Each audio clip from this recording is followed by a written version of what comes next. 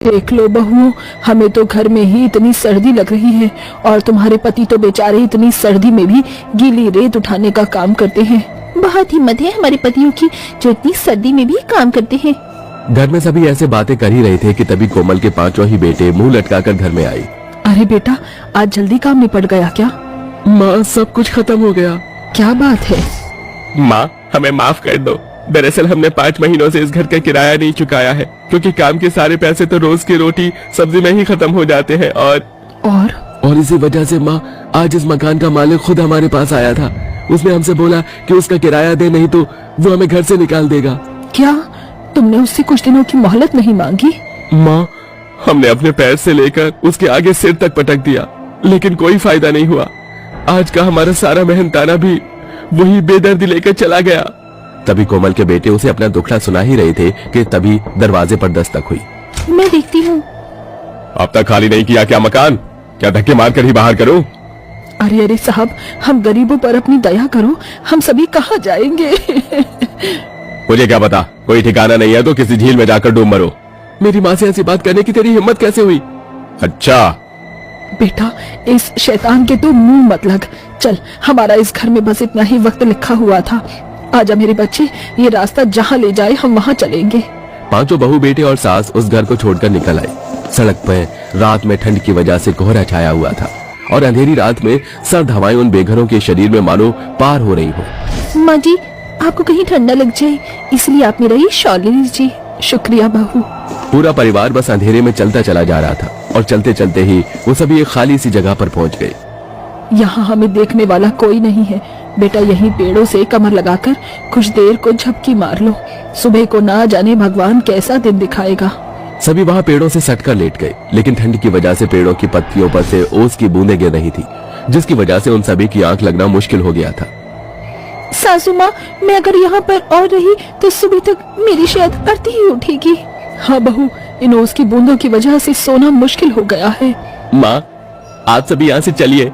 वैसे भी पास में ही जंगल है और ऐसे सन्नाटों में जंगल के आसपास रहना किसी खतरे से खाली नहीं है। सही कहा। चलो मेरे बच्चों, हम कहीं और चलते हैं। अभी कोमल ऐसे बोल ही रही थी कि तभी एक बहू को एक ट्रेन के चलने की आवाज सुनाई दी। ट्रेन की आवाज? इसका मतलब यही कहीं पास में रेलवे स्टेशन भी होगा। चलिए हम उसे ही ढूंढते हैं। सही कहती है बहू, बिल्कुल। फुटपाथ पर रहने से अच्छा होगा कि हम स्टेशन पर रह ले। अंधेरी रात में वो सभी रेलवे स्टेशन ढूंढने लगे और कुछ ही देर बाद उन सभी को वो स्टेशन मिल भी गया। ये स्टेशन तो वीरान पड़ा हुआ है, लेकिन कम से कम ये कुछ न कुछ से तो अच्छा ही है ना। माँ जी देखिए, मुझे क्या मिला। क्या मिला बहू? अरे वाह, ये खाली पड़ा हुआ ट्रेन का इंजन और कुछ डब्बे हैं। चलो माँ, इसी के अंदर अपनी रात को गुजारते हैं। सही है बहू, मैं बाकी बच्चों को भी यहीं बुला लेती हूँ। कोमल ने अपने सारे बहू बेटों को वहीं बुला लिया और फिर वो सभी उसी ट्रेन के डिब्बे के अंदर की सीटों पर जाकर लेट गए। जो शॉल और चुन्नियां उन्होंने ओढ़ी हुई थी, उसी से अपने शरीर को ठंड से बचाते हुए वो सभी सो गए। अगली सुबह ठंडी ठंडी हवा लगने की वजह से उन सभी की आंख जल्दी खुल गई। माँ, मैं सोच रही हूँ कि क्यों ना हम सभी किसी काम की तलाश करें। ऐसी हालत में अगर हम सभी मेहनत नहीं करेंगे तो कुछ नहीं हो पाएगा। सिर्फ तुम ही क्यों, मैं भी तो अभी जवान ही हूँ, मैं भी कोई काम करूँगी। ये आप क्या बोल रही हो माँ? 5 बहुएं और बेटे होते हुए आपको काम वाम करने की कोई जरूरत नहीं है। बेटा, ये समय एक दूसरे के ऊपर निर्भर रहने का नहीं है। तुम क्या सोचते हो, मेरे अंदर जान नहीं है? वो बात नहीं है माँ। मैं तुम्हारी माँ हूँ। तुम सभी मुझे मत सिखाओ। तुम पांचों अपने काम पर जाओ और मैं और बहुएं कोई दूसरा काम ढूंढ लेंगे। चलो बहुओं। कोमल अपनी बहुओं के साथ शहर की तरफ काम ढूंढने निकल गई। पांचों बेटे ठंड में अपने पुराने रेत उठाने वाले काम पर ही चले गए थे। यहाँ शहर में अच्छा होगा अगर हम किसी एक जगह पर ही काम कर लेंगे। मैं भी यही चाहती हूँ कि हमें किसी एक जगह पर ही नौकरी मिल जाए। अभी सास बहू ऐसे बोल ही रही थी कि तभी पास में से एक धोबी उनके पास आया और बोला, है तुम सभी को जैसी नौकरी की तलाश है, मैं तुम्हें वो नौकरी दे सकता हूँ। मेरे साथी जो मेरे साथ काम किया करते थे वो सभी अब काम पर नहीं आएंगे और इतने सारे कपड़े मैं खुद भी नहीं धो पाऊंगा, तो तुम सभी मेरे साथ ये काम कर सकते हो। कोमल और उसकी बहुओं ने कुछ देर को सोचा। माँ जी, कर लेते हैं। ये काम खुद हम तक आया है और पता नहीं हमें ऐसा काम मिल भी पाएगा जहाँ हम सभी साथ होंगे। इसलिए मैं सोचती हूँ कि हमें ये काम कर लेना चाहिए। सभी अपनी लाचारी की वजह से पांचों बहुएं और सास ठंड में उसी नौकरी पर लग गई। वो धोबी उन सभी को एक झील किनारे ले गया। अरे चलो, अब तुम सभी यहाँ पड़े हुए कपड़ों को धो दो, उसके बाद और है, उन्हें भी धोना है आज ही। अरे ये ठंडी हवाएं और ऊपर से ठंडा पानी। माँ आप ऐसा कीजिए, आप कुछ देर यहाँ बैठ जाइए। अगर किसी ने भी काम से हाथ रोका तो मैं उसे पैसे नहीं दूंगा। पैसों की जरूरत में पांचों बहुएं और सास सर्दी में अपनी परवाह न करते हुए कपड़ों को धोने लगी। शाम तक कोमल ने भी बहुओं के बराबर काम किया और शाम को वो सभी अपनी मेहनत की कमाई लेकर अपनी ट्रेन के डिब्बे वाले घर लौट गई। वहीं दूसरी तरफ पांचों बेटे भी आ गए। माँ आप सभी को कोई काम मिला? हम सभी ने आज 100 रुपए का काम किया। अरे वाह। देख पांचों बहुएं खाना बना रही हैं और थोड़े से पैसों से हम कुछ गरम चादर खरीद लाए। अरे वाह, आपने तो घर से निकलते ही सिक्सर मार दिया। लाओ भाई अब खाना दो।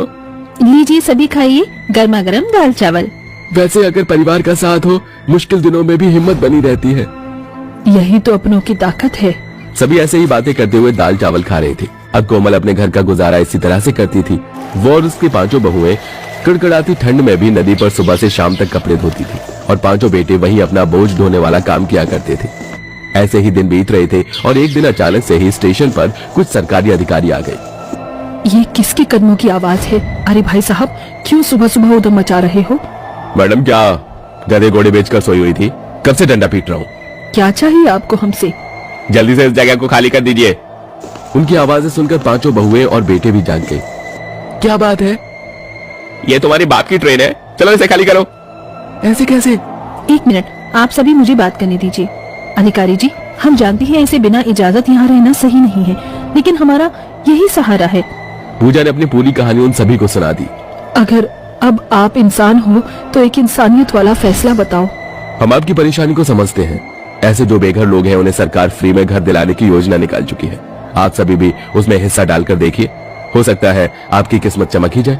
और जब तक आपका घर नहीं बनता हम आपको कुछ दिनों की मोहलत दे सकते हैं, लेकिन उसके आगे बात हमारी बस में नहीं रहेगी। उस अधिकारी की इस बात से और दया से सभी बहुत खुश हुए। फिर क्या था, पांचों बेटों ने एक नए घर की योजना में हिस्सा डाला। बाद में उन्हें अपना घर मिल गया और वो सभी ट्रेन के डिब्बे से निकलकर अपने नए घर में खुशी खुशी रहने लगे। इस बीच बेटों को भी दूसरा काम मिल गया और अब कोमल और बहुएं भी घर में आराम से रहती थी।